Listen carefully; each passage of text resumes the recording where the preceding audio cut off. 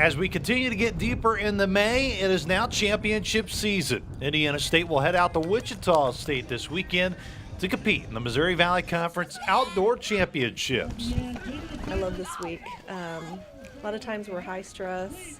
You know, it's a different year for us. We have finals going on, but I'm excited. I think that we've really built a lot from the indoor season.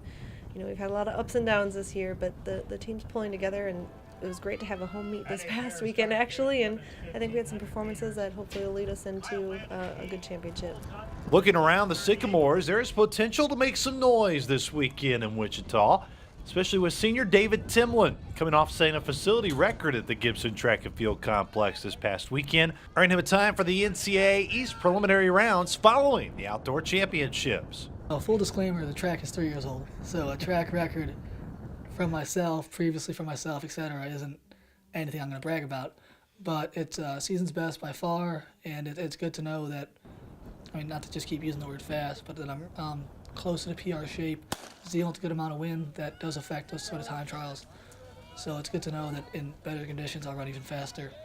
I'm happy to know that I'm at the top of my game. No matter where it's held, Timlin has laced up the running shoes at the MVC Championships and has been able to garner multiple titles, 5 to be exact, with 3 of those 5 coming during the outdoor season. I think the biggest thing with David is he's a huge competitor. You know, you can put him in a race, and you know, you talk about going to battle with somebody, and David's the type of person that you would pick on your team every time. If you know, no matter what his fitness level is, if he's been hurt or not, I'd pick David any time to go and try and win something.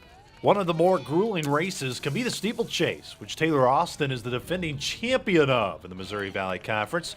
Coach Martin knows what separates Austin from the rest of the pack. I think Taylor's probably the most consistent steeplechaser I've ever seen. I mean, she's run within a range of about 5 seconds every time she's raced in the last year and a half.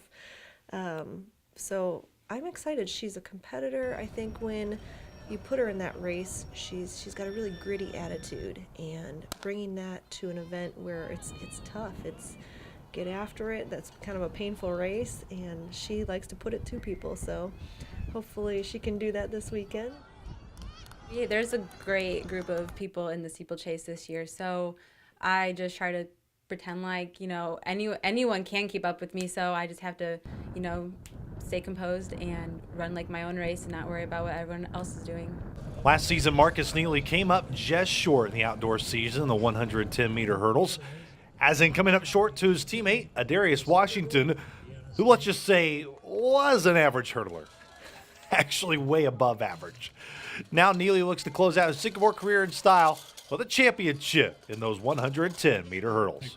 It's just focus.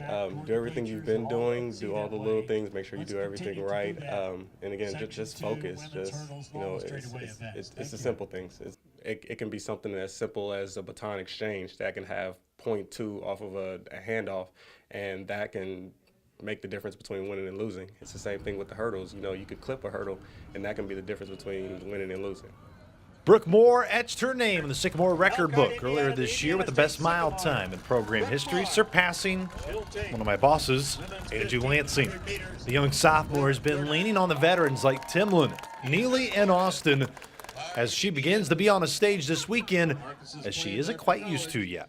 They get so excited and they love talking about it, and it's always been good experiences. So I guess for me, I just lean on the fact that they had so much fun competing at the levels, maybe not moving on as far as they wanted to, but they had fun and they gave their best. So I think that it sets me up and gets me really excited to just go and have fun, and if I make it, I make it. If I don't, then I had fun. Pre-championship polls are out. Indiana State slated in the 4th spot for the men and 3rd for the women, which means being the underdog is just fine to this group of Sycamores. Pick 4th.